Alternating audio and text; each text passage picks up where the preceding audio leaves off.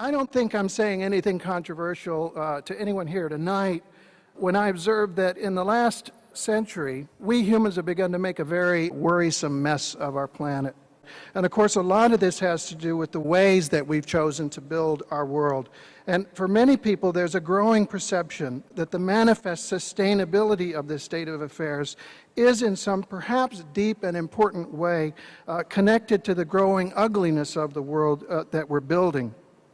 So I think one reason that Christopher Alexander's work strikes such a strong emotional chord for so many people is that he took up this challenge a long time ago, and he offered a very humane vision of a more hopeful alternative. He reminded us of the beautiful and harmonious places that we are capable of achieving and have achieved, and he offered some ideas about how to achieve them again in a way that's likely to be much more sustainable and more beautiful.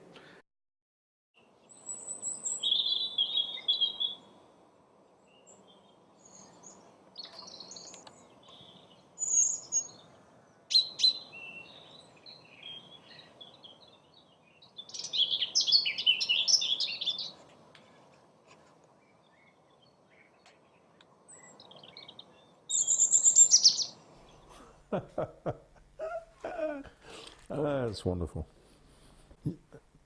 Would you like your tea? Is this yours? Yeah. Oh God, it's cold. Would you would you like a hot tub? Yeah. Okay. I think I'm going to make myself some. I've got some water here. That's fine. Now it's rolling very hard. Really, one of the very largest problems that is facing the Earth just now is rarely mentioned, and that is the spread of ugliness. By the standards of the 20th century, it sounds like a sort of rather trivial and unimportant issue.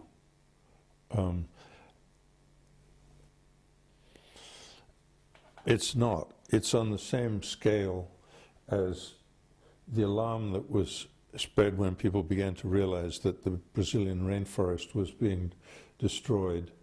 9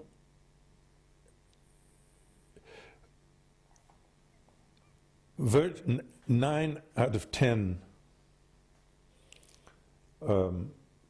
development projects that are being done now devastate the area where they're built.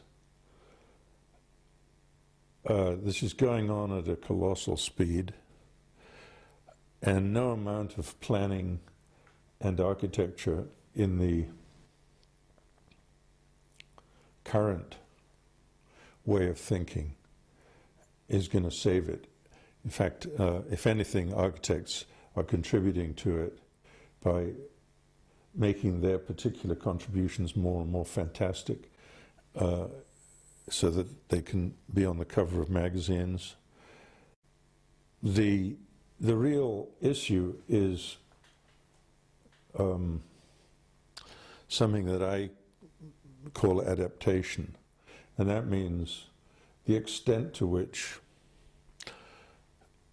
all the little bits, whether it be of a building or of a sidewalk or of a staircase or anything, can only be made right if it is done slowly and with care and by people who know the immediate vicinity. And the